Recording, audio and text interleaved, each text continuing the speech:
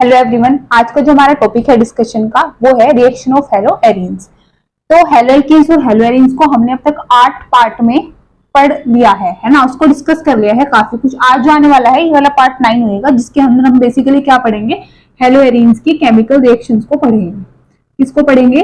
Chemical reactions of hello arenes. तो इससे पहले वाला जो पार्ट था उसमें मैंने आपको बताया था method of preparation of hello arenes, और आज हमें डिस्कस करना है केमिकल रिएक्शंस को। ठीक है, तो अगर मैं केमिकल रिएक्शंस को बताती हूँ किसकी, हेलो एरीन्स की, तो chemical reaction of hello arenes को पढ़ने के लिए हम बेसिकली इसको 3 पार्ट्स के अंदर क्या करते हैं, डिवाइड करते हैं।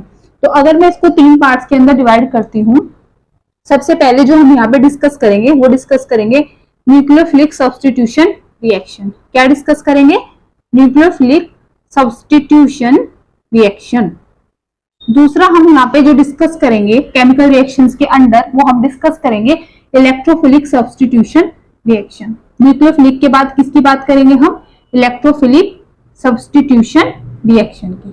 ठीक है, इसके बाद जो हमारे पास थर्ड और लास्ट पार्ट आएगा वो क्या आएगा कि हम यहाँ पे डिस्कस करेंगे रिएक्शन विद मेटल्स।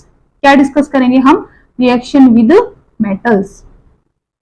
ठीक है, तो हमने क्या देखा कि अगर हमें केमिकल रिएक्शन को समझना है तो केमिकल रिएक्शन को समझने के लिए हमने इसको बेसिकली 3 पार्ट्स के अंदर कैटेगराइज किया है, जिसमें हम न्यूक्लियोफिलिक सब्स्टिट्यूशन रिएक्शन पढ़ेंगे, इलेक्ट्रोफिलिक सब्स्टिट्यूशन रिएक्शन पढ़ेंगे, और हम क्या पढ़ेंगे?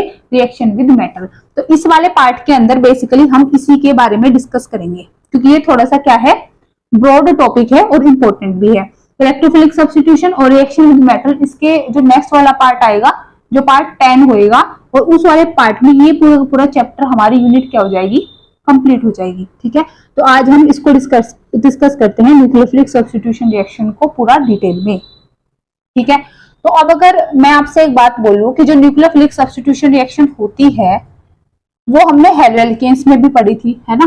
जब हमने केमिकल रिएक्शन पढ़ी थी हेलो एल्केन्स की, तो वहां पे भी हमने न्यूक्लियोफिलिक सब्स्टिट्यूशन रिएक्शन को देखा था, यहाँ पे भी हम देखेंगे। बट फर्क क्या है?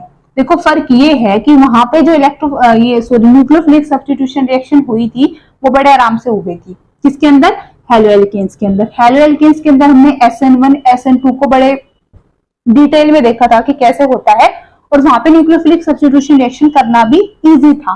बट अगर मैं बात करती हूँ हेलो एरीन्स की, या फिर मैं बोलूं अराइल हलाइड्स की, क्योंकि हेलो एरीन्स को क्या बोल सकते हैं, अराइल हलाइड्स भी। तो अराइल हलाइड्स में होता क्या है कि जो न्यूक्लियोफिलिक सब्स्टिट्यूशन रिएक्शन होती है वो इजीली नहीं होती।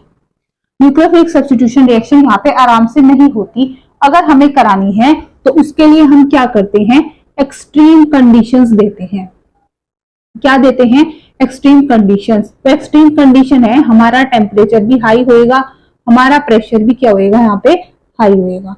ठीक है, तो हाई टेम्परेचर और हाई प्रेशर पे न्यूक्लियोफिलिक सब्स्टिट्यूशन रिएक्शन होती है, बट आराम से प्यार से नहीं होती, जैसे हेलो एल्केन्स के केस में होती थी। ठीक है, तो चलो ठीक है, इसमें होती है हेलो एल्केन्स में, हेलो एरीन्स में नहीं होती। तो क्या कारण है कि हेलो एरीन्स के अंदर या अराइल हलाइड्स के अंदर मैं बोलूं कि न्यूक्लियोफिलिक सब्स्टिट्यूशन रिएक्शन नहीं होती? क्या दिक्कत है अराइल हलाइड्स को?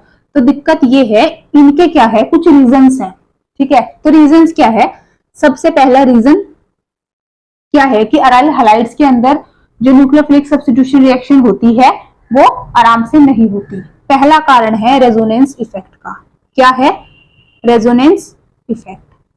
पहला रीजन है रेजोनेंस इफेक्ट। रेजोनेंस इफेक्ट आने के कारण जो अराइल हलाइड्स होते हैं उनकी रिएक्टिविटी लेस हो जाती है toward the nucleophilic substitution reaction. दूसरा जो हमारा रीजन है वो है डिफरेंस इन हाइब्रिडाइजेशन। क्या है?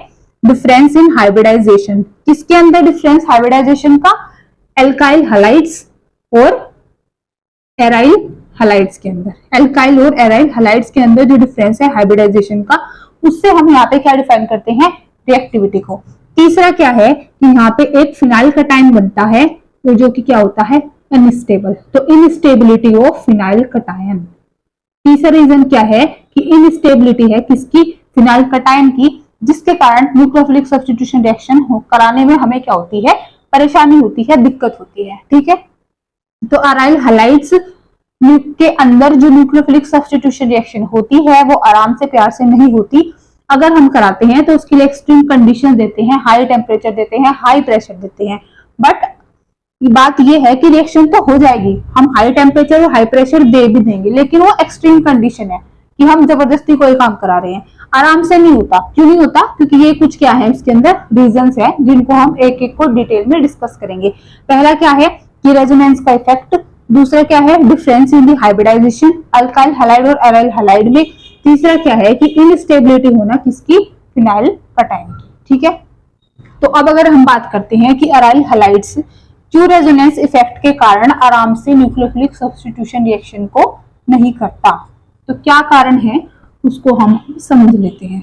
ठीक है, तो पहला रीजन क्या लिखा मैंने कि जो हमारे एराइल हैलाइड्स होते हैं they are less reactive toward the nucleophilic substitution reaction. Why? The reason is resonance effect. The reason is resonance effect. क्या कारण है? कारण है पहला रेजोनेंस इफेक्ट का। तो रेजोनेंस इफेक्ट क्या होता है पहले तो हम इसी को समझ लेते हैं। ठीक है, देखो अगर मैं बात करती हूँ हैलो एल्केन्स की या फिर अल्काइल हैलाइड्स की, तो वो क्या है, मैं लिखती हूँ RX और R भी मैंने डिफाइन कर दिया CH3X। ये है मेरा अल्काइल हैलाइड। क्या है? Alkyl halide. लेकिन अगर मैं एराइल हैलाइड लिखती हूँ, ये क्या लिखा मैंने, एराइल हैलाइड, उसमें भी मैंने स्पेसिफिक मान लिया अपना हेलोजन क्लोरीन। या आप एक काम करो, आप X ही रहने दो, है ना, फिर दिमाग में 70 सवाल आएंगे, क्लोरीन ही क्यों लिया, हम X ले लेते हैं। ठीक है, X मतलब हमने कोई भी हेलोजन को यहाँ पे ले लिया। अब मेरे को ये बताओ कि जो हेलोजन होता है वो कौन से ग्रुप का एलिमेंट होता है। तो हेलोजन जो होता है हमें बहुत अच्छे से पता है, फूल कली बाहर आई बाहर, कौन, फूल कली। तो फूल कली बाहर आई, ये वाला है हमारा ग्रुप नंबर 17 के एलिमेंट्स। कौन है ये? ग्रुप नंबर 17 के एलिमेंट्स। अगर ये ग्रुप नंबर 17 के एलिमेंट है, दैट मीन्स इनके वैलेंस शेल में कितने इलेक्ट्रॉन्स हैं? 7 इलेक्ट्रॉन है। कितने हैं? 7 इलेक्ट्रॉन्स है। तो अगर 7 इलेक्ट्रॉन्स है तो हेलोजन के पास 7 ही इलेक्ट्रॉन्स रहे होंगे। क्या रहे होंगे? 7 इलेक्ट्रॉन्स, जिसमें से एक इलेक्ट्रॉन ने तो क्या कर लिया, बॉन्ड बना लिया इस वाले कार्बन एटम के साथ, और बाकी क्या बचे हमारे पास? 6 इलेक्ट्रॉन्स बचे जो पेयर की फॉर्म में है और जिनको हम क्या बोलते हैं? Lone pair. क्या बोलते हैं हम? Lone pair. अब हमारे पास क्या है? लोन पेयर है। उसके बाद जो उसकी नेक्स्ट पोजीशन है डबल बॉन्ड है, उससे फिर अगली पोजीशन पे क्या है? पहले लोन पेयर है, सिंगल बॉन्ड है, फिर डबल बॉन्ड, फिर सिंगल, फिर डबल बॉन्ड। तो ये क्या है? ये क्या शो कर रहे हैं यहाँ पे? Electromeric effect. क्या शो कर रहे हैं? Electromeric effect. अगर हमारे पास एडजेसेंट पोजीशंस पे लोन पेयर आते हैं, डबल बॉन्ड आते हैं, फिर सिंगल डबल बॉन्ड आते हैं, तो वहां पे क्या हो सकता है? Electromeric effect. या अगर इलेक्ट्रोमेरिक इफेक्ट आपको नहीं आता तो सीधी सी बात ये है कि यहाँ पे क्या है हमारे पास? लोन पेयर है। ठीक है, अब लोन पेयर क्या होते हैं? लोन पेयर का बिहेवियर थोड़ा ऐसा होता है कि वो एक पोजीशन पे नहीं टिकते। एक पोजीशन पे नहीं टिकते, उनका नेचर क्या होता है? मोबाइल, मूव करने वाला होता है। तो अगर हमारे पास यहाँ पे लोन पेयर है, तो अब अगर मैं आपको इसकी स्ट्रक्चर को पूरा डिटेल में समझाऊं तो समझो कि ये है मेरे पास कौन? बेंजीन। कौन है? बेंजीन। बेंजीन के ऊपर हमने लिया हेलोजन जिसके पास कितने हैं? 3 लोन पेयर, क्योंकि एक इलेक्ट्रॉन के साथ इसने बॉन्ड बना रखा है इधर कार्बन की। ठीक है, अब मैंने क्या बोला कि लोन पेयर का काम क्या है कि वो एक जगह पे नहीं बैठता, उसका थोड़ा नेचर है बच्चों वाला। ठीक है, कि इधर उधर घूमेगा, क्या करेगा? डिलोकलाइज करेगा। तो लोन पेयर अगर यहाँ से इस पोजीशन पे आ जाता है, अगर लोन पेयर इस पोजीशन पे आता है इस एक्स और कार्बन वाले बॉन्ड पे, तो होता क्या है? देखो, होता ये है कि एक्स से क्योंकि एक लोन पेयर गया तो एक्स पे तो आया पॉजिटिव चार्ज, बाकी इसके पास इसके 2 लोन पेयर भी बाकी है, क्योंकि एक लोन पेयर ही तो मूव किया, तो क्या है? बाकी ऐसे ही है। ठीक है, अब ये लोन पेयर जब इधर से इधर आया तो इस वाली पोजीशन पे क्या आया? Double bond. क्या आया? डबल बॉन्ड आया। ठीक है, अगर यहाँ पे डबल बॉन्ड आया इसका मतलब क्या है? नेक्स्ट पोजीशन पे भी डबल बॉन्ड है। देखो नेक्स्ट पे भी क्या है हमारे पास? डबल बॉन्ड है। अब एडजेसेंट पोजीशंस पे अगर डबल बॉन्ड है कार्बन के, तो ऐसे कार्बन हमारे पास स्टेबल नहीं होते, क्योंकि ये भी कार्बन है और ये भी कार्बन है। हमारे पास क्या है? एडजेसेंट, बराबर, पड़ोसी पड़ोसी वाले कार्बन पे क्या है? डबल बॉन्ड है। और ऐसे डबल बॉन्ड्स अगर कार्बन के ऊपर होते हैं तो वो क्या होते हैं? अनस्टेबल। अगर वो अनस्टेबल होते हैं तो होएगा क्या कि ये वाला जो डबल बॉन्ड है ना, ये अपने इलेक्ट्रॉन्स को इस पर्टिकुलर कार्बन पे क्या कर देगा? शिफ्ट कर देगा। अगर ये इसके ऊपर शिफ्ट कर देगा तो इस वाले कार्बन पे क्या आ जाएगा? Negative charge. क्या आ जाएगा इस वाले कार्बन पे? Negative charge. यहाँ पे है डबल बॉन्ड, यहाँ पे है X पॉजिटिव चार्ज, हमारे पास इधर क्या है लोन पेयर्स, ये है। अब ये जो नेगेटिव चार्ज है चाहे लोन पेयर है, सारे के सारे का नेचर क्या होता है डीलोकलाइजेशन वाला, मतलब कि घूमने फिरने वाला। तो ये वाला नेगेटिव चार्ज फर्दर ऐसे मूव करेगा। अगर ये ऐसे मूव करेगा मीन्स फिर से इस वाले और इस वाले एटम के बीच में कार्बन की क्या आएगा डबल बॉन्ड, यहाँ पे भी डबल बॉन्ड आएगा, ये भी डबल बॉन्ड हो गया, फिर से क्या बनेंगे अनस्टेबल। तो अगर ये जो डबल बॉन्ड यहाँ पे आता है ना, उससे पहले ये अपने बॉन्ड को फिर से क्या कर देता है इसके ऊपर शिफ्ट कर देता है। अगर ये इसके ऊपर शिफ्ट कर देता है तो होता देखो ये है कि यहाँ पे आ जाएगा X पॉजिटिव, ये तो सेम ही बात है ना। अब डबल बॉन्ड कहाँ पे आ गया देखो इस वाली पोजीशन पे, ये वाला मूव किया ना ऐसे, तो इस और इस कार्बन के बीच में क्या आ गया है डबल बॉन्ड। यहाँ पे क्या आया नेगेटिव चार्ज, फिर से हमारे पास क्या है डबल बॉन्ड, ठीक है इतना। फिर से ये मूव करेगा क्योंकि बिहेवियर है इसका, और ये वाला अपने इलेक्ट्रॉन्स को शेयर कर देगा, क्यों ताकि अगर इस पोजीशन पे डबल बॉन्ड आएगा और इस पे आएगा फिर से कार्बन कार्बन पे डबल बॉन्ड, जो कि क्या हो जाएंगे अनस्टेबल। तो अब देखो इसके बाद होता क्या है, क्या होता है कि यहाँ पे क्या आ गया डबल बॉन्ड, एक डबल बॉन्ड इधर आ गया और इस वाले कार्बन पे क्या आ गया है नेगेटिव चार्ज। फिर से मैं बनाऊं X पॉजिटिव, दो मेरे पास क्या है लोन पेयर, ठीक है। फिर से क्या होएगा ये वाला बॉन्ड इधर मूव करेगा, अगर ये इधर मूव करेगा फिर से इस पे डबल बॉन्ड और इस पे डबल बॉन्ड क्या है अनस्टेबल, तो ये वाला बॉन्ड क्या हो जाएगा इधर ऐसे शिफ्ट हो जाएगा। अगर ये इधर ऐसे शिफ्ट हो जाएगा तो हमारे पास क्या बन जाएगा, अब इस पोजीशन पे आ गया डबल बॉन्ड, इसके अगर इलेक्ट्रॉन्स फिर से ऊपर गए तो X के पास फिर से क्या आ गए 3 लोन पेयर आ गए, ठीक है। और ये पॉजिटिव चार्ज हट गया, क्योंकि अगर ये वाला बॉन्ड हमने ऐसे शिफ्ट कराया तो ऊपर क्या होगा नेगेटिव चार्ज, और पॉजिटिव और नेगेटिव क्या होते हैं न्यूट्रल, मतलब कोई चार्ज नहीं बचेगा। तो हमारे पास ये वाली कंडीशन आ गई। अब इसको और इसको देखो, तो हमारे पास ये जो निकल के आई ना, ये क्या आई है रेजोनेटिंग स्ट्रक्चर्स, क्या आई है रेजोनेटिंग स्ट्रक्चर, जिसमें हमने देखा कि लोन पेयर का क्या हो रहा है डीलोकलाइजेशन। लोन पेयर एक जगह पे नहीं टिका, वो एक से दूसरी पोजीशन पे क्या कर रहा है मूव कर रहा है, ठीक है। तो अब अगर मैं यहाँ पे एक चीज नोटिस करूं क्या, कि इस वाली इन रेजोनेटिंग स्ट्रक्चर्स में हमारे पास पार्शियल डबल बॉन्ड का क्या हुआ है कैरेक्टर का डेवलपमेंट हुआ है। कैसे हुआ है, अगर मैं इस वाली पोजीशन को बोलूं A, मतलब इस वाले स्ट्रक्चर को A बोलूं, इसको B, इसको C, इसको D, इसको E। अच्छा ये और ये सेम ही है, हुआ क्या बस डबल बॉन्ड की पोजीशन क्या हो गई है चेंज हो गई है, बाकी स्ट्रक्चर दोनों क्या है सेम है। तो अगर मैं देखती हूं तो मेरे पास जो यहाँ पे क्या है अराइल हैलाइड है, उसकी कितनी रेजोनेटिंग स्ट्रक्चर आई कुल मिला के 5 आई। 5 में से आप देखो इस पे भी डबल बॉन्ड है, इस पे भी डबल बॉन्ड है, इस वाली पे भी डबल बॉन्ड है, इस वाली पे भी डबल बॉन्ड है ना। और अगर मैं ये देखूं नेक्स्ट वाली, इस पे सिंगल है और इस पे सिंगल है, ठीक है। तो देखते क्या है कि यहाँ पे जो ज्यादा स्ट्रक्चर्स है, ज्यादा स्ट्रक्चर्स पे हमारे पास क्या है डबल बॉन्ड है। अगर ज्यादा स्ट्रक्चर्स के ऊपर डबल बॉन्ड है दैट मीन्स कि यहाँ पे डबल बॉन्ड का कैरेक्टर ज्यादा है एज कम्पेयर टू किसके सिंगल के, ठीक है। तो अगर बीच में डबल बॉन्ड का कैरेक्टर ज्यादा है सिंगल से, तो हम क्या बोलेंगे कि यहाँ पे किसका डेवलपमेंट हुआ है पार्शियल डबल बॉन्ड का। फुल्ली इसलिए नहीं बोले क्योंकि हर एक स्ट्रक्चर के ऊपर तो डबल बॉन्ड नहीं है, कार्बन और हेलोजन के बीच में है ना, कुछ स्ट्रक्चर्स पे है कुछ एक पे नहीं है, तो इसलिए हम क्या बोलेंगे यहाँ पे किसकी डेवलपमेंट हुई है पार्शियल डबल बॉन्ड कैरेक्टर की, किसकी पार्शियल डबल बॉन्ड कैरेक्टर की। तो अगर पार्शियल डबल बॉन्ड कैरेक्टर की डेवलपमेंट हुई है, ये बना है पार्शियल डबल बॉन्ड कैरेक्टर। अब खुद समझो, एक तो हमारे पास है कार्बन और हेलोजन के बीच में सिंगल बॉन्ड, एक है हमारे पास कार्बन और हेलोजन के बीच में पार्शियल डबल बॉन्ड। तो अगर मेरे को बॉन्ड तोड़ने हैं तो किसमें तोड़ने के लिए हमें एनर्जी ज्यादा देनी पड़ेगी, ये वाला बॉन्ड तो बड़े आराम से टूटेगा, बट अगर हमें इस बॉन्ड को तोड़ना है तो इसके लिए हमें क्या देनी पड़ेगी एक्सट्रीम कंडीशन देनी पड़ेगी, दैट मीन्स हाई टेम्परेचर और हाई प्रेशर को देना पड़ेगा।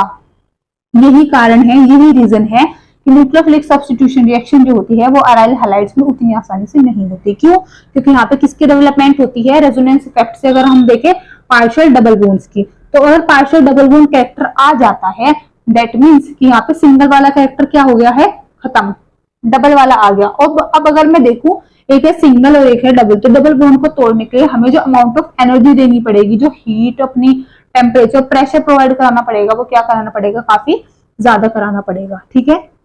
तो यही फर्स्ट वाला जो रीजन था रेजोनेंस इफेक्ट का, या मैं बोलूं development of double bond partial character का। उसका एक रीजन है पहले वाला जो हमने डिस्कस किया कि क्यों अराइल हैलाइड्स के अंदर जो न्यूक्लियोफिलिक सब्स्टिट्यूशन रिएक्शन होती है वो आसानी से नहीं होती। तो क्या रीजन है, हम बोल सकते हैं कि रेजोनेंस इफेक्ट से, क्योंकि यहाँ पे डेवलप हो रहा है क्या, पार्शियल डबल बॉन्ड कैरेक्टर। ठीक है, तो पहली चीज हमने समझी क्या चीज, रेजोनेंस इफेक्ट। ठीक, इसके बाद अब अगर मैं दूसरी बात करती हूँ, दूसरी बात क्या है हमारे पास, अच्छा एक चीज और, जैसे ये वाला मैंने दिखाया ना, ये वाला स्टेज, इसको मैं ना भी दिखा के डायरेक्टली मैं ये भी दिखा सकती हूँ। ठीक है, मतलब ये मैं ना दिखाऊं एडजेसेंट पे, ये बस मैंने आपको दिखाया कि एक बार आपको समझ में आ जाए कि कैसे एडजेसेंट पोजीशंस पे डबल बॉन्ड बन रही हैं। इसको आप ना भी दिखा के डायरेक्टली इसको भी दिखा दो तो भी कोई प्रॉब्लम नहीं है। ये सिर्फ समझाने के पर्पज से मैंने इस वाली चीज को भी यहाँ पे शो किया है। ठीक है, ठीक है, तो अब अगर इसके बाद हम पढ़ते हैं अपना दूसरा रीजन, तो दूसरा रीजन हमारा क्या था कि डिफरेंस होना हाइब्रिडाइजेशन का, किसके अंदर, अल्काइल हैलाइड्स के और अराइल हैलाइड्स के। तो क्या डिफरेंस है हाइब्रिडाइजेशन का, तो वो डिफरेंस समझते हैं हम किसका, हाइब्रिडाइजेशन का। ठीक है, तो अब हम पढ़ते हैं डिफरेंस इन हाइब्रिडाइजेशन, और डिफरेंस इन हाइब्रिडाइजेशन किसमें, एल्काइल या फिर अराइल हैलाइड में। तो डिफरेंस इन किसके अंदर, डिफरेंस वही हाइब्रिडाइजेशन के। ठीक है, तो डिफरेंस इन हाइब्रिडाइजेशन। ठीक है, अब एक तरफ मैं लेती हूं अपना अल्काइल हैलाइड, जिसको हमने बहुत अच्छे से पढ़ लिया है अब तक। एक तरफ मैं ले लेती हूँ अराइल हैलाइड। अगर मैं एग्जांपल लेती हूँ एल्काइल हैलाइड का, तो क्या करूं, CX, इससे मैं लगा दूं R ग्रुप्स। ये क्या है हमारा अल्काइल हैलाइड। अराइल हैलाइड में ये लिया है बेंजीन, जिसके अंदर है डबल बॉन्ड्स एडजेसेंट पोजीशन पे और X एक हेलोजन। ये क्या है अराइल हैलाइड, ये है अल्काइल हैलाइड। अब अगर मैं इसमें हाइब्रिडाइजेशन देखूं तो इस कार्बन की हाइब्रिडाइजेशन क्या है, sp3। क्या है, sp3। ये जो कार्बन बैठा है यहाँ पे, ये इनकी हाइब्रिडाइजेशन है sp2। क्या हाइब्रिडाइजेशन है, sp2। कि चलो ठीक है, हाइब्रिडाइजेशन इसकी sp3 है, इसकी sp2 है, पर हाइब्रिडाइजेशन से होगा क्या, तो क्या होगा, sp3 अगर इसकी हाइब्रिडाइजेशन है तो मैं आपसे पूछती हूँ कि इसके अंदर परसेंटेज s कैरेक्टर कितना है sp3 के अंदर। तो अगर मेरे को इसके अंदर परसेंटेज s कैरेक्टर निकालना है, एक s है 3 p है, टोटल कितने लोग हैं, 4, मेरे को निकालना है s का, तो मैं कर दूं 1/4 1/4, तो कितना आ जाएगा 25%। मतलब कि इसके अंदर जो परसेंटेज s कैरेक्टर आया है वो कितना आया है 25%, क्योंकि हाइब्रिडाइजेशन कितनी थी sp3। बट अगर मैं यहाँ पे बात करूं sp2 के केस में, मेरे पास टोटल लोग कितने हैं, एक s और 2 p 3। मुझे किसका निकालना है परसेंटेज s कैरेक्टर, किसका निकालना है, sp2 के अंदर निकालना है। तो मैं क्या करूं 1/3 कर दूं, क्योंकि एक s का निकालना है, टोटल कितने में से 3 में से, तो कितना आ जाएगा 33.33%। कितना आ जाएगा परसेंटेज s कैरेक्टर 33.33%। ठीक है, तो पहले वाले में जो अल्काइल हैलाइड था उसमें परसेंटेज s कैरेक्टर है 25% और इसके अंदर परसेंटेज s कैरेक्टर कितना है 33.33%। ठीक है, और एक चीज हम पढ़ के हम रखते हैं 11th क्लास में कि जो परसेंटेज s कैरेक्टर होता है वो डायरेक्टली प्रोपोर्शनल होता है किसके, इलेक्ट्रोनेगेटिविटी के। जितना ज्यादा परसेंटेज s कैरेक्टर किसी के अंदर होगा उतना ही वो क्या होगा, वहां पे उसको जो कार्बन एटम होगा उतना ही वो क्या होगा, इलेक्ट्रोनेगेटिव होगा। ठीक है, ये चीज हम पढ़ चुके हैं क्लास 11th में, लेकिन अगर इस चीज का किसी को डिस्कस करना है, इसके बारे में समझ नहीं आ रही है मैंने क्या बोला, तो इसके ऊपर मैं वीडियो बना दूंगी जब मैं क्लास 11th के बारे में पढ़ाऊंगी। ठीक है, क्लास 11th का जब हम कोर्स करेंगे तो वहां पे हम डिटेल में देखेंगे इसको। पर फिलहाल के लिए कि percentage s character directly proportional होता है किसके, इलेक्ट्रोनेगेटिविटी के। तो यहाँ पे परसेंटेज s कैरेक्टर है 25, इधर है 33.33। अब मैं पूछूं किसके अंदर परसेंटेज s कैरेक्टर हाई है, तो सीधी सी बात है अराइल हैलाइड के अंदर हाई है। क्यों, क्योंकि वो 33.33% है। अगर इसका परसेंटेज s कैरेक्टर ज्यादा है, किसका, इस कार्बन का, तो इसका मतलब ये है कि इस कार्बन ने हेलोजन को टाइटली बाउंड कर रखा है, टाइटली अपने से पकड़ रखा है एज कंपेयर टू इस कार्बन ने इस हेलोजन को। ठीक है, मतलब ये वो वाली बात है कि ये जो कार्बन है, ठीक है, और ये है हमारे पास हेलोजन। हेलोजन अगर मैं मानू कोई बच्चा है 10 साल का, ठीक है, यहाँ पे भी मान लेते हैं एक बच्चा है हमारे पास 10 साल का, कौन, हेलोजन। तो यहाँ पे इस हेलोजन का हाथ पकड़ रखा है किसने, एक 20 साल के बच्चे ने। बच्चा है बड़ा, किसी 20 साल के पर्सन ने इस 10 साल वाले का हाथ पकड़ रखा है, ठीक है। बट यहाँ पे अगर मैं बोलूं कि ये हाथ 10 साल वाले को किसने पकड़ रखा है, 30 साल के किसी पर्सन ने पकड़ रखा है, तो फोर्स ज्यादा कौन लगाएगा, तो ऑब्वियस सी बात है फोर्स कौन सा लगाएगा, 30 साल वाला, 30 साल जिसकी एज है वो वाला ज्यादा। मतलब समझने का ये है कि ये कार्बन की जो इलेक्ट्रोनेगेटिविटी है ना यहाँ पे वो ज्यादा है। अगर इसकी इलेक्ट्रोनेगेटिविटी ज्यादा है, मतलब कि मैं बोलूं एक तरीके से, अगर इसकी एज ज्यादा है तो ज्यादा फोर्स लगाएगा हेलोजन पे, उसका हाथ पकड़ के वो ज्यादा टाइटली रखेगा, उतनी आसानी से छोड़ेगा नहीं। इस वाले में शायद छोड़ दे क्योंकि एज क्या है, कम है, मतलब फोर्स कम है, ठीक है। तो अगर हम उस वे में समझे कि कार्बन की इलेक्ट्रोनेगेटिविटी क्योंकि यहाँ पे ज्यादा है तो हेलोजन को बहुत ज्यादा टाइटली वो बाउंड करके रखता है। अगर आपको यहाँ से हेलोजन को छुटाना है तो छुटाने के लिए क्या करना पड़ेगा, उसको ज्यादा एनर्जी देनी पड़ेगी। अब आप वो एनर्जी टेम्परेचर की फॉर्म में दे रहे हो, किस फॉर्म में दे रहे हो, वो क्या हो जाती है हमारी एक्सट्रीम कंडीशंस। तो इसलिए हम बोलते हैं कि अराइल हैलाइड जो होते हैं they are less reactive toward the nucleophilic substitution reaction, जबकि ये नहीं होते क्योंकि कार्बन की यहाँ पे इलेक्ट्रोनेगेटिविटी क्या है, कम है। तो जो दूसरा रीजन था ना डिफरेंस इन हाइब्रिडाइजेशन, वो हमारा यही वाला है, ठीक है। इसके बाद अगर मैं तीसरी बात करती हूँ, तीसरी क्या है हमारी, इनस्टेबिलिटी ऑफ फिनाइल कटायन, कि जो फिनाइल कटायन है उसकी स्टेबिलिटी नहीं है, वो स्टेबल ही नहीं है फिनाइल कटायन। और अगर कोई चीज स्टेबल ही नहीं होती तो आप खुद बताओ क्या वो एग्जिस्ट करती है, नहीं करती। क्योंकि कोई भी चीज एग्जिस्ट करने के लिए ना एक कंडीशन है कि उसको स्टेबिलिटी उसके पास होनी चाहिए। क्या होनी चाहिए, स्टेबिलिटी। तो अगर मैं बात करती हूँ कि मेरे पास यहाँ पे क्या है, पहले तो लिख लेते हैं इनस्टेबिलिटी ऑफ फिनाइल कटायन, कि जो फिनाइल कटायन है उसकी इनस्टेबिलिटी। तो इनस्टेबिलिटी ऑफ फिनाइल कटायन, ठीक है। तो अगर इनस्टेबिलिटी की बात करते हैं फिनाइल कटायन की तो क्या होगा, देखो ये हमारे पास कौन है, ये था अराइल हैलाइड, ठीक है। अब अगर इस अराइल हैलाइड का मैं सेल्फ आयनाइजेशन करा दूं, क्या करा दूं, सेल्फ आयनाइजेशन। देखो पहली बात तो ये, अब तक हमने जो दो रीजन समझे कि पार्शियल डबल बॉन्ड का कैरेक्टर और यहाँ पे इस कार्बन की इलेक्ट्रोनेगेटिविटी ज्यादा, तो एक चीज तो आप ये समझ लो, पहली बात तो ये हेलोजन का यहाँ से निकलना है महाभारत, मतलब हेलोजन यहाँ से निकलेगा ही नहीं, ठीक है। पर चलो जैसे तैसे इसने अपना हाथ पैर सर मार के अगर बाय चांस यहाँ से हेलोजन निकल भी जाता है, पहली बात तो निकलेगा नहीं, पर चलो कोई नहीं, ये निकल भी गया, उसके बाद जो यहाँ पे फिनाइल कटायन बनता है ये क्या बनता है, इनस्टेबल बनता है, ये अनस्टेबल बनता है। कौन, ये वाला फिनाइल कटायन क्या बनता है, अनस्टेबल। और अगर ये अनस्टेबल बनता है तो बनेगा कैसे, मतलब चलो हेलोजन ने जैसे तैसे करके धक्का मार के वो बाहर यहाँ से निकल भी गया, उसके बाद जो बना वो तो क्या बना, अनस्टेबल बनेगा। अगर वो चीज एग्जिस्ट ही नहीं करती तो आप किस टाइम के अंदर उसको रिएक्शन करा दोगे, क्योंकि अगर कोई अनस्टेबल है तो उसका जो लाइफ टाइम होएगा वो भी तो क्या होएगा, बहुत कम होएगा ना। अगर कोई चीज स्टेबल है, वो एग्जिस्ट करती है, तो तभी तो आपके पास उतना टाइम है कि आप रिएक्शन को करा सको। तो यहाँ पे आप रिएक्शन को कैसे करा सकते हो, क्योंकि ये तो अनस्टेबल ही है, ठीक है। तो जो अनस्टेबिलिटी होती है ना फिनाइल कटायन की, जो बनता है अनस्टेबल बनता है, क्योंकि यहाँ पे इसकी स्टेबिलिटी नहीं होती है, स्टेबल नहीं हो पाता, तो इसलिए ये वाली चीज बनती ही नहीं है सेल्फ आयनाइजेशन से। तो अराइल हैलाइड्स जो होते हैं इसलिए बोलते हैं कि they are less reactive toward the nucleophilic substitution reaction. तो तीन रीजन हमने पढ़े, एक तो पार्शियल बॉन्ड जो आ जाता है रेजोनेंस इफेक्ट वाले टाइम पे, दूसरा क्या होता है हमारे पास डिफरेंस इन हाइब्रिडाइजेशन, और तीसरा हमारे पास क्या है, इनस्टेबिलिटी ऑफ फिनाइल कटायन।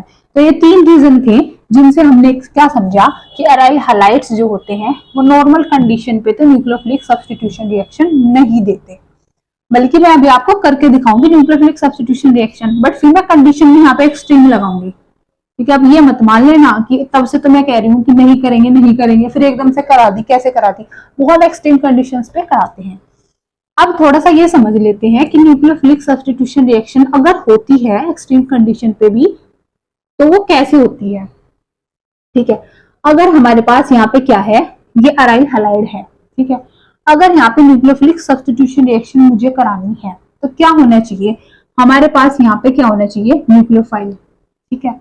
ये न्यूक्लियोफाइल होना चाहिए, और होना ये चाहिए कि ये न्यूक्लियोफाइल जब यहाँ पे अटैक करेगा ना तो इसको यहाँ निकल जाना चाहिए, यहाँ से बाहर निकल जाना चाहिए। क्या निकल जाना चाहिए, इसको लिविंग ग्रुप को यहाँ से बाहर, ठीक है। लेकिन हमने क्या बोला कि क्योंकि यहाँ पे क्या हो रहा है, एक तो पार्शियल डबल बॉन्ड कैरेक्टर, क्या हो रहा है, partial double bond character develop हो रहा है, पहला कारण तो हुआ ये। दूसरा, hybridisation is sp3 sorry sp2। Hybridisation क्या है यहाँ पे, sp2 है। sp3 किसमें थी, अल्काइल हैलाइड्स में। तो जिसके कारण परसेंटेज s कैरेक्टर ज्यादा है, इलेक्ट्रोनेगेटिविटी ज्यादा है, तो कार्बन हाइड्रोजन का बॉन्ड तोड़ने के लिए एनर्जी भी क्या लगी है, ज्यादा।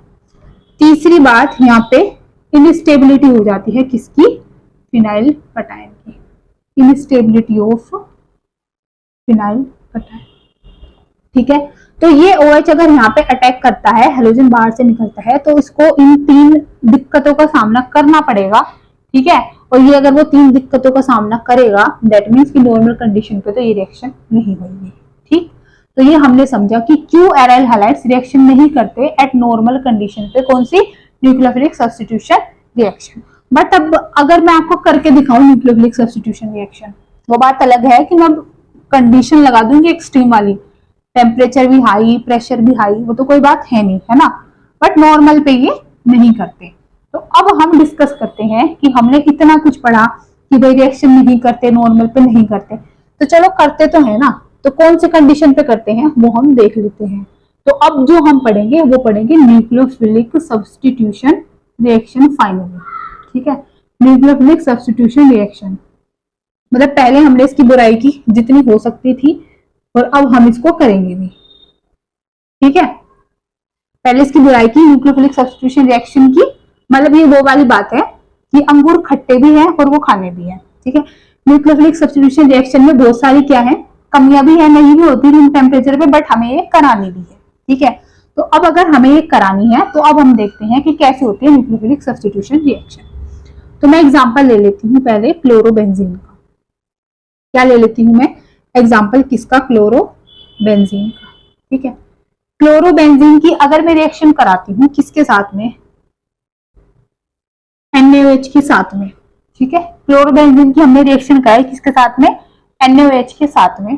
टेम्परेचर हम यहाँ पे जो लेते हैं वो लेते हैं 623 केल्विन, प्रेशर हम लेते हैं 300 atm। क्या लेते हैं, 300 atm। H पॉजिटिव के साथ फिर हम कराते हैं इसका एसिडिफिकेशन। तो हमें यहाँ पे क्या मिलता है, हमें यहाँ पे मिल जाता है फिनोल। क्या मिल जाता है हमें यहाँ पे, फिनोल। अब थोड़ा सा समझते हैं कि यहाँ पे केमिस्ट्री क्या लगी। ठीक है, हमारे पास है Cl। सबसे पहले जो फर्स्ट स्टेप होता है ना इस रिएक्शन का, फर्स्ट स्टेप में क्या होता है कि हमारे पास होता है कौन, क्लोरोबेंजीन।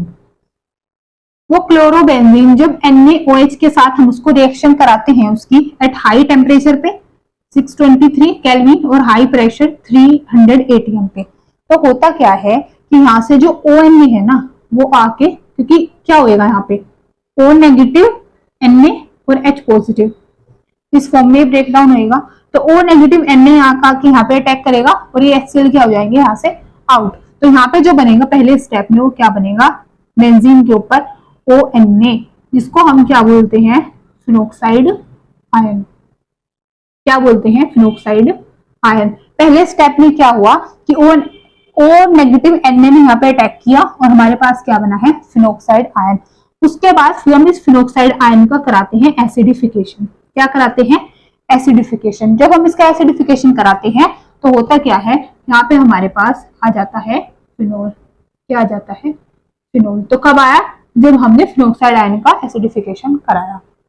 तो ये रिएक्शन कब हुई, टेम्परेचर कितना हाई है, 623 केल्विन, प्रेशर देखो 300 atm, साथ में NaOH, और हमने इसको क्या भी कराया, एसिडिफिकेशन। ठीक है, तो तब जाके यहाँ पे क्या हुई है, न्यूक्लियोफिलिक सब्स्टिट्यूशन रिएक्शन। अब बात ये कि ये जो टेम्परेचर है और ये प्रेशर है, क्या हमेशा ही मेरे को इतना देना पड़ेगा, मतलब टेम्परेचर 623 केल्विन तो काफी है ना, क्या मैं हमेशा इतना टेम्परेचर प्रोवाइड करूं, तो टेम्परेचर हम यहाँ पे कम भी कर सकते हैं, बट उसके लिए फिर मेरे को इस रिंग पे कोई ऐसा ग्रुप लगाना पड़ेगा जो इस रिंग को एक्टिवेट कर दे, किसके लिए, न्यूक्लियोफिलिक सब्स्टिट्यूशन रिएक्शन के लिए। देखो एक चीज समझो, अगर न्यूक्लियोफाइल इस पे अटैक करना चाहता है ना, न्यूक्लियोफाइल क्या है, इलेक्ट्रॉन रिच स्पीशीज, जिसके पास इलेक्ट्रॉन्स है बहुत ज्यादा, तो ये अटैक वहां पे करेगा जहां पे इलेक्ट्रॉन्स की कमी होगी, डेफिशिएंसी होगी।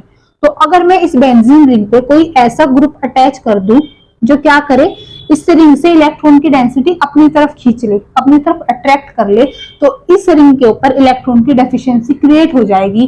तो अगर इलेक्ट्रॉन की डेफिशिएंसी आ जाएगी, मींस ये इलेक्ट्रोफाइल की तरह बिहेव करने लगेगा, तो न्यूक्लियोफाइल एकदम से आके वहां पे क्या कर लेगा, अटैक कर लेगा।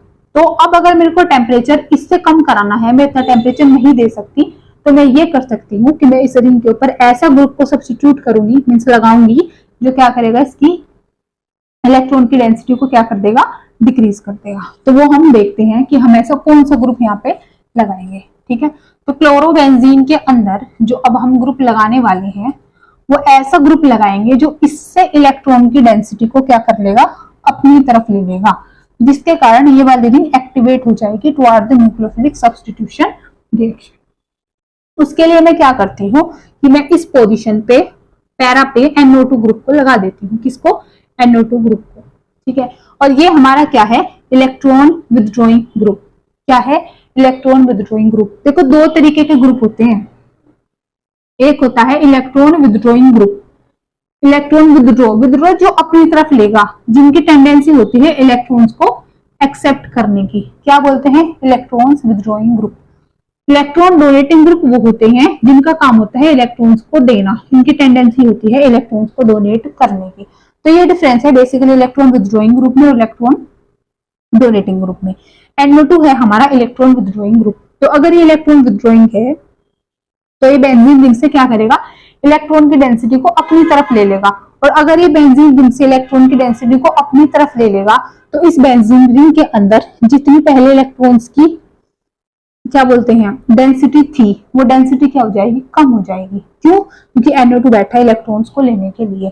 तो ये वाली रिंग क्या बन जाएगी, पहले से थोड़ी सी डेफिशिएंट हो जाएगी। अगर डेफिशिएंट हो जाएगी, दैट मींस अब अगर मैं यहाँ पे कराती हूँ न्यूक्लियोफिलिक सब्स्टिट्यूशन रिएक्शन, तो अब मेरे को टेम्परेचर इतना ज्यादा ना देके कितना देना पड़ेगा, लगभग 443 केल्विन के आसपास। कितना देना पड़ेगा, 443 केल्विन के आसपास। तो अगर मैं इतना टेम्परेचर दूं और अब इसको एसिडिफाई कराऊं, तो अब क्या मिलेगा हमें, फिर से एक न्यूक्लियोफाइल यहाँ पे सब्स्टिट्यूट हो जाएगा OH और ये NO2।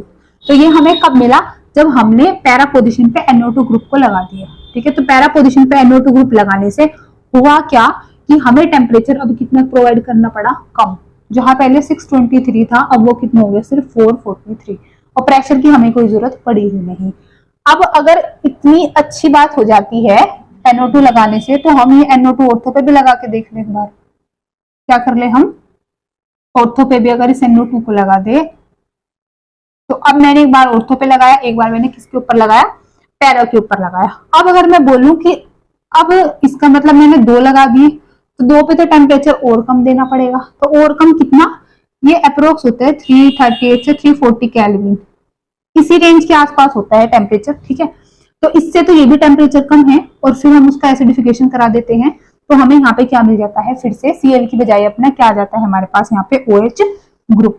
मतलब फिर से न्यूक्लियोफाइल सब्स्टिट्यूट कर देता है OH किसको, Cl को, और हमें यहाँ पे जो प्रोडक्ट मिलता है वो मिलता है ये।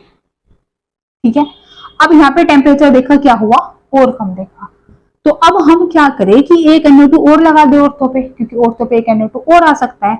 तो अब अगर मैं क्या करूं कि NO2 ग्रुप में एक बार और लगा दूं ऑर्थो पोजीशन पे, तो फिर अगर हम देखें कि फिर टेम्परेचर कितना देना पड़ेगा, तो फिर हमें टेम्परेचर देना ही नहीं पड़ेगा। हम हल्का सा इसको वार्म करेंगे और हमारी रिएक्शन एकदम से हो जाएगी। कौन सी, न्यूक्लियोफिलिक सब्स्टिट्यूशन रिएक्शन। तो अब करते क्या है कि अब हम अपने बेंजीन के रिंग पे ये जो Cl था ना, अब मैंने एक NO2 लगा दिया ऑर्थो पोजीशन पे, 2 सॉरी, और एक मैंने लगा दिया पैरा पोजीशन पे। अब अगर मैं देखूं, अब जो मैं टेम्परेचर दिया था मैंने पहले 623, 448 है ना, फिर 338 के आसपास, 443, फिर 338 के आसपास। अब मेरे को यहाँ पे टेम्परेचर देना ही नहीं, मैं सिंपली इसको क्या कर दूं, वार्म कर दूं। क्या कर दूं, इसको वार्म कर दूं और इसको एसिडिफाई कर दूं, तो हमारा जो न्यूक्लियोफिलिक सब्स्टिट्यूशन रिएक्शन है बड़े आराम से हो जाएगा। मतलब OH बड़े आराम से क्या करेगा, हल्का सा वार्म करने पे ही सब्स्टिट्यूट कर देगा किसको, X को, Cl नेगेटिव को। ठीक है, और हमारे पास क्या बन जाएगा, हमारा ये प्रोडक्ट बन जाएगा।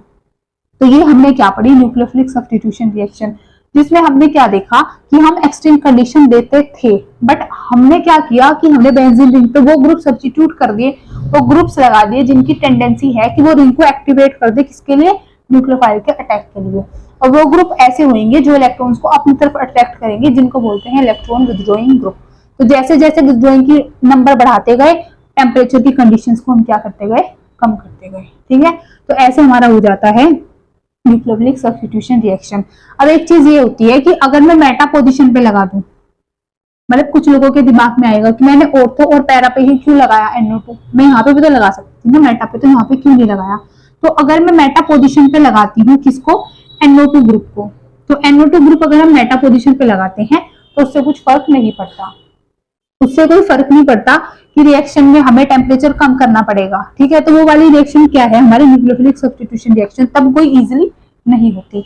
क्यों नहीं होती, वो सब मैं आपको समझाऊंगी सारी रेजोनेटिंग स्ट्रक्चर्स बना के। जब मैं NO2 को मेटा पे लगाऊंगी ना, तो वहां पे मैं आपको रेजोनेटिंग स्ट्रक्चर्स बना के दिखाऊंगी, तो आप खुद देखना कि क्योंकि जो इलेक्ट्रॉन की डेफिशिएंसी है ना, इलेक्ट्रॉन्स की जो कमी है वो बेंजीन रिंग पे हो नहीं पाती, किससे, NO2 ग्रुप से। और अगर इलेक्ट्रॉन की डेफिशिएंसी नहीं हो पाती तो न्यूक्लियोफाइल का अटैक भी इजी नहीं हो पाता। ठीक है, तो NO2 के केस में अगर मैं उसको मेटा पे लगाती हूँ, तब हमारी जो न्यूक्लियोफिलिक सब्स्टिट्यूशन रिएक्शन है वो इतनी इजीली नहीं हो पाती। ये सब हम पढ़ेंगे किससे, रेजोनेटिंग स्ट्रक्चर्स की हेल्प से, जो हम करेंगे नेक्स्ट क्लास में।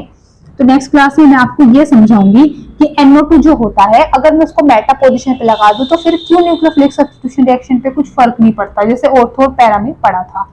ये चीज हो जाएगी कंप्लीट। उसके बाद मैं आपको पढ़ाऊंगी इलेक्ट्रोफिलिक सब्स्टिट्यूशन रिएक्शन नेक्स्ट वाले पार्ट में ही, और रिएक्शन विद मेटल। ये करते ही हमारा जो चैप्टर है हेलोएल्केन्स और हेलोएरीन्स वो क्या हो जाएगा, यहाँ पे खत्म हो जाएगा। ठीक है, तो इस वाली वीडियो में हम इतना ही करते हैं। अगर आपको वीडियो पसंद आई है तो आप इसको लाइक कर देना, चैनल को सब्सक्राइब कर देना, वीडियो को फर्दर शेयर भी कर देना। Thank you so much.